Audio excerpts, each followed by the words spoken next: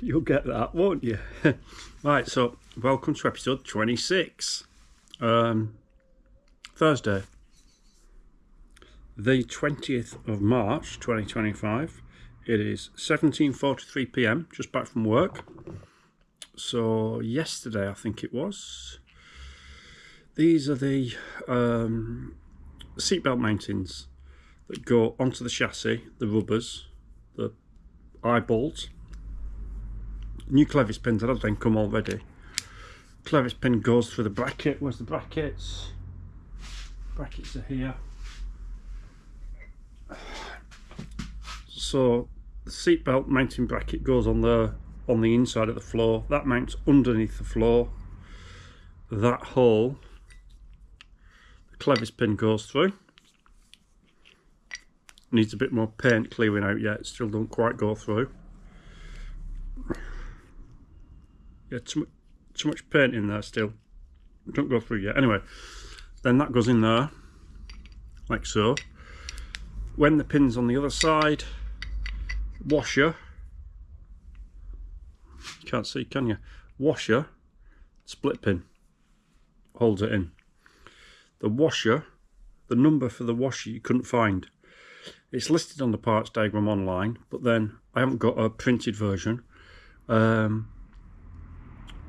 But there was no link to it, there was no number. So measured, 10mm washers don't fit. It turns out, I think, whatever it was, I've forgotten now. I'll put it below here what they are. But they're an imperial size washer, so I just got some washers off eBay. I think these are just stainless steel plain washers of the correct size. 7/16 rings as well. Let me look it up, I'll just tell you. Yeah, so a pack of 10 7/16 stainless steel A2 plain flat washers, delivered £5.39. So if you need your washers for that, that's what it is. Those. So they've come. Last night I wire brushed and cleaned up the stub axle, the axle casing, all that stuff. My new, what's it's come for these? Edge primer. They'll go back in the sandblaster tomorrow. But now, if I just pick that up, so there's the stub axle. You can see I've just given it a coat of what do you call it? Rust treater, FE123. So that'll just get Scotch Brighted, cleaned up a bit more before that goes back. Got to obviously clean it up and change the oil seal and all that type of stuff. But what I'm going to do right now is I'm going to mix some paint and I'm going to get some paint on. First coat of the black epoxy stuff. So I'm going to do that. See you in a bit. So you can see, cleaned up the stub axles, got all the gasket material off, wire brushed the rust off, coat of the rust treat. Same with the hubs, they've been done, so they'll get painted now. These things, they're like dust shields really. I'm not going to paint them. They've just been wire brushed and treated. Same with the stub axles, they won't get painted. Just the hubs and the axle tube. Right, let's do that. So what I've forgotten to say is that Monday night I took the driver's side stub axle off. My normal rechargeable 18-volt Bosch impact gun won't touch them, so I had to get them off by hand one at once. Took this driver's side off. The driver's side stub axle, you see, no oil seal, so that's why that one was running EP90. It'd been deliberately done like that. It's not that it had failed, there just wasn't one. Then Tuesday night, didn't mess about, just got out the big old 240 volt impact gun, cut the other side stub axle off in 5 minutes. That side, there is a hub sealing, stub axle sealing. So yeah, and then it was last night I wire brushed. Didn't do anything Wednesday night. I've had a few other bits come, but you'll see as that goes back together during the week. I think, can't think which day it was. One of the nights I needle scaled under there as well on that tow bar thing, and then that must have been Monday night. So it got needle scaled and it got rust treated. So yeah, we'll see when we've painted. We've mixed it, we're just waiting for it to go off. I've got to wait another 5 minutes and then I can start painting it on. So yeah, see you later. That's the first coat done. That's looking better, isn't it? I have done the bit of the stub axles that's exposed as well. I'll have to clean off the paint when it's gone over, but I'll leave that to dry till tomorrow. Another coat on tomorrow morning when it's warm enough and not humid, too humid. Then I'll start putting back together tomorrow. Get that brake caliper sorted tomorrow as well. And it'll start going back together this weekend. Right, see you tomorrow. Good morning, Friday morning. What time is it? It's got to be 8 minutes to 10. Right. Got up early. Second coat of that black paint on those bits, just waiting for that to dry. So that was on by 7:30. Trip to the tip, get rid of some bits. Up to the tool shop, which I'll show you in a minute. Found a new tool shop. It's good. So basically I've bust one of my old torque wrenches. So my old torque wrench, I think I bought it in 1994 when I had my first Range Rover. When I was doing stuff to that, I had to buy a torque wrench. Could have had it even before that, to be fair. But I've had it since at least 1994. It stopped functioning as a torque wrench at some point subsequent to that. I've replaced it with another torque wrench, but I kept using it as a long ratchet. Anyway, when I was undoing these suspension components, it broke, but I didn't know it had broke. And it stopped functioning as a ratchet. Took it apart the other day and one of the poles had busted, it snapped. So I've just been up to that shop and I've just bought a new ratchet, long ratchet, which I'll show you in a bit. But last weekend when I was searching about those seat belt buckles that go on the rear floor, I came across the part number BTR 339 LF listed on John Craddock's website, and it wasn't much for the whole thing. It was £25 plus VAT. So I thought, right, great, I'll have it. I bought it. Didn't get an email back from them. I just got sort of confirmation of order. Didn't get an email. But then I had an email from APC, or a text from APC, the delivery company, saying they were going to deliver it. So here it is. Can you believe it? £4 for delivery. So the whole thing just cost me £34.80. Couldn't get one seatbelt strap re-webbed for that. So look at that. It's black instead of grey, so it's the wrong colour, because I think it should be grey. It's got a brand new buckle. It's even got the correct little washer, and it's got the bolt on as well. So that means I've just got to get one sorted, so I can pick the best one. That's good, isn't it? And what a bargain. Unless I just keep hunting out, keep looking for the other type. You never know, I might find another new old stock. I mean, look, it's even in a proper original Land Rover box. How good is that? What a score.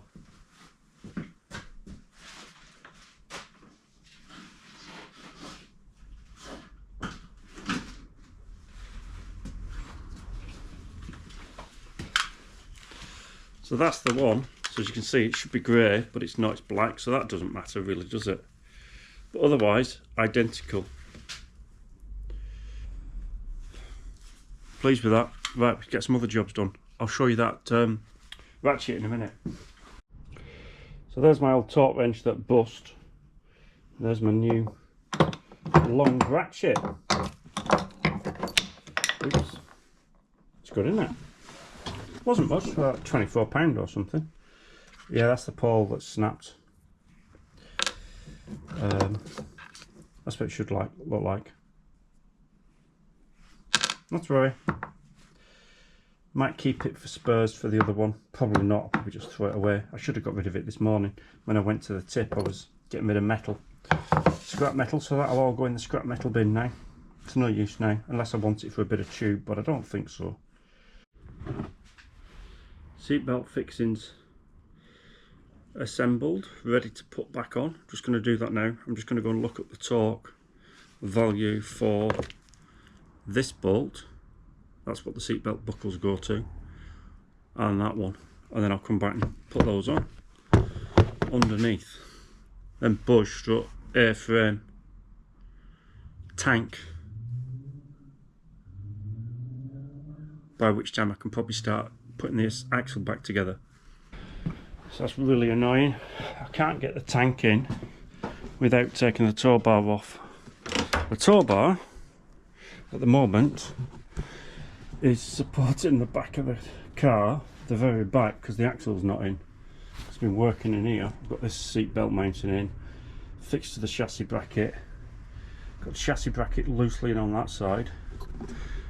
I think I've found a possible another seat belt. Discovery 2 is different. Discovery 1's the same. Craddocks again have that side, so lap belt and the buckle for the side seat belt, the real belt, available for Discovery 1, which is the same, just might be a slightly different colour, but it's available to order. £36 delivered, so it's the same as this one. So I've ordered one and we'll see if it turns up. In the meantime, I need to get this wiring harness back in for the ABS, and then later on start working on this axle to get this axle back together and get the axle in. Then I can take the jack out the back, then I can get that flipping tow bar off. Oh well, never mind. So morning, Saturday morning. I've been doing a bit. It's 10 o'clock already.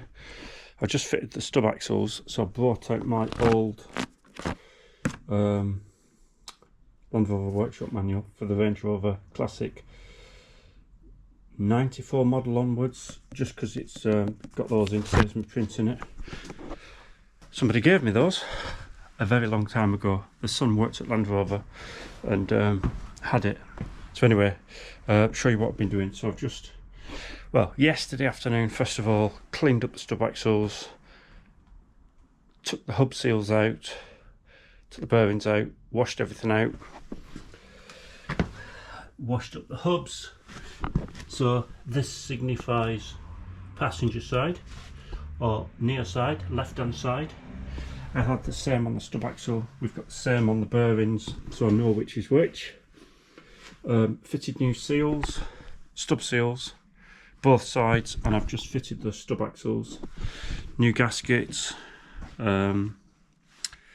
What's the FTC 5 something or other? I'll put the number down before I put the later type stub seal on. Next, I've just got to find something. This is the old hub seal. I've just got to find something the right diameter to fit those, because I've got a feeling I've got rid of what I used last time, what I used to use. Just need to find something. This is FTC 4785, fit to depth of 4mm. And if I turn the light on, I'll show you what else I've been doing underneath. So where's my light? Oh, my light's over that side. I'll get the torch. Get the torch. So the airframe's gone on, Bose strut's on, but I'm not happy with it. So I'm probably going to take the Bose strut off again. I've got to find somewhere to get down here, hang on. So there we go, airframe on, Bose strut on, ball joint on, you know, the connection from the bottom of the strut onto the top of the axle. Had to take off that exhaust fixing to be able to get at that side over there. They're not torqued down, but I'm not happy with the top ball joint. I had to take the actual ball joint out of the mount because I couldn't get the gaiters on. But now I'm not happy with, I've got play in that top joint, so I'm probably going to take it off again and redo it. Just put a bit more grease in. this tank, I've taken off the tow bar fixing on that side, but it's seized in the axle, in the chassis. I fitted these. I've got the bolts upside down. The new bump stops. These are the correct part number. But look, these are all makes. Can you see there's a gap between the chassis? So I'm not happy with those. So I'll probably see about changing those for the earlier type. They're correct for this car, and I've got the nuts and bolts on upside down, which is why it was such a fight to get those in. But, yeah. Oh yeah, and I've got the ABS loom back into position. Just connected up there. So yeah, got those mounts in. I think I'd said that already. So now I've just got to find something to get those hub seals in, and then I can grease the hubs up and get the hubs on. Ideally I want to get this axle ready to go in. I probably won't get it in today because I'm sore from yesterday, so I'll do a bit more and figure out what I'm going to use. Don't know really. I might need to order another like spacer kit because I've got rid of it. Don't know, because it's quite a big size, you see. Don't know what diameter it is. Let's measure what diameter it is. Ideally, I need somebody with a lathe up here. Used to know somebody down in Birmingham with a lathe, and they could have done it for me. So it was my tape measure. So we want something that's about 75mm diameter. So what have we got that's 75mm diameter that we can use to tap that in with?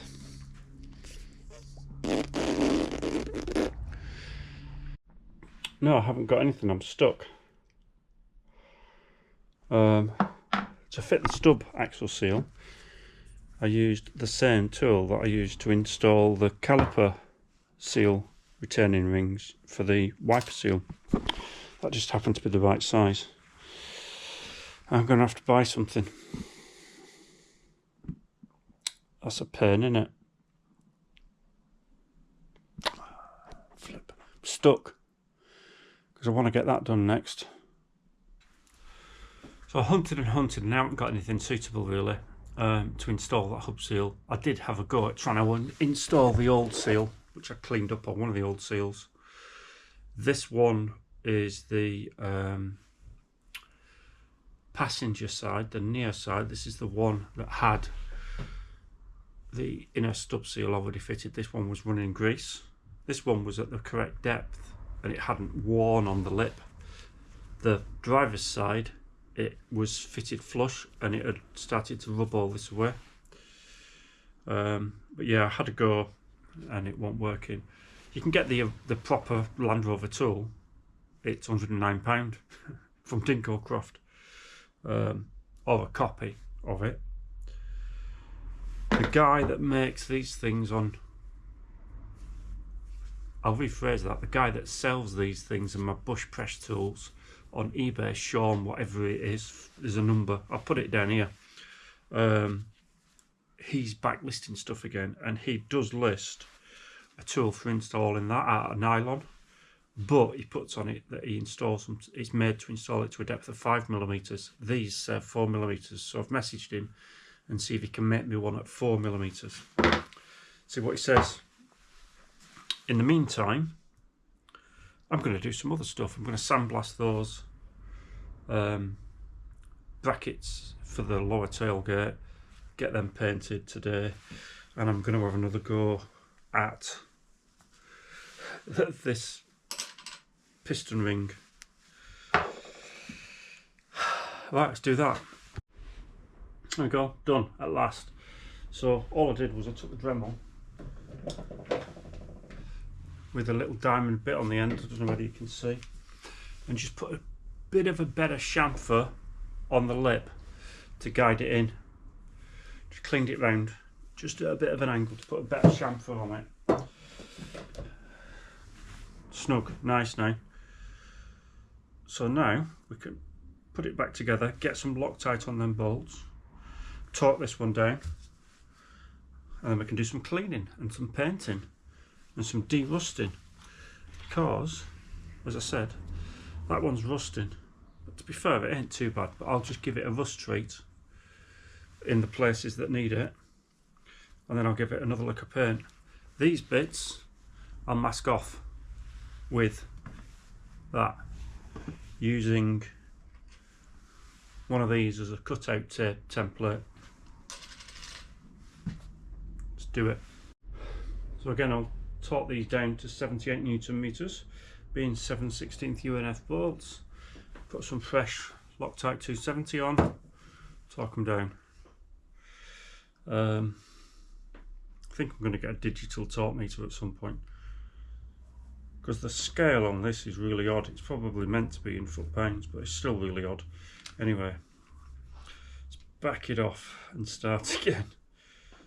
20, because it goes 0, 1, 2, 3, 4, 5, 6, 7, 8, 9, 10, and then there's another 3 before you get to 0 again on the vernier bit. It's really weird. Anyway, right, carry on. So it's now Saturday, 3:20. I'm going to pack in now. I've had a coat of the rust treater stuff on the brake calipers and on a couple of little other bits. Left that 2 hours. 2 coats of brake paint on the calipers again. 3 coats of green paint on the this green, whatever it is. I've forgotten what it is. I can't see it from here. Hang on. Let's have a look.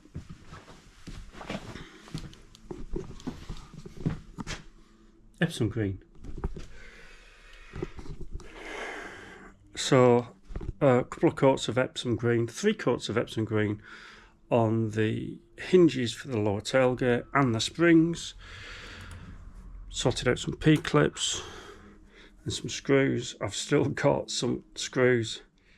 These are size 8 by 3/4 self-tapping that hold these in, that are on the body rear cross member to hold the springs in position when the tailgate opens. Had them from last time round. Still got some left. I've also been looking and putting little bits in and doing bits. So I've tapped out the holes for the base box again, torch.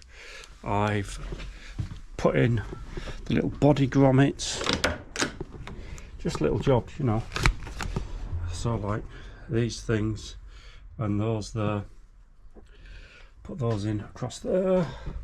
What else have I done? Oh yeah, I know what I've done. Have a look at this. I need to put that away actually. So I've taken out here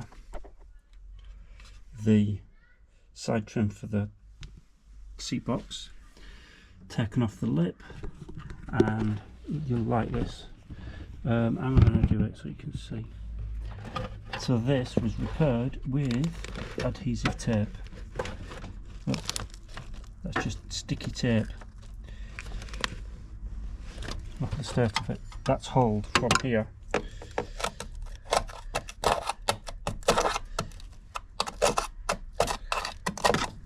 all the way along to pretty much bare to the air pillar. It's still going there.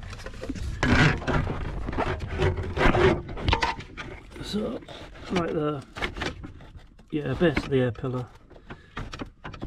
I need to take more carpet out, but yeah, it's all the way up there.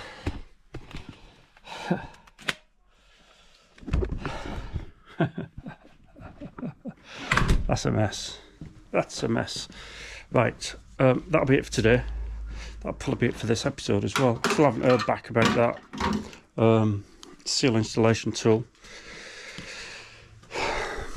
This side sill shouldn't take as long as all this boot and floor and everything.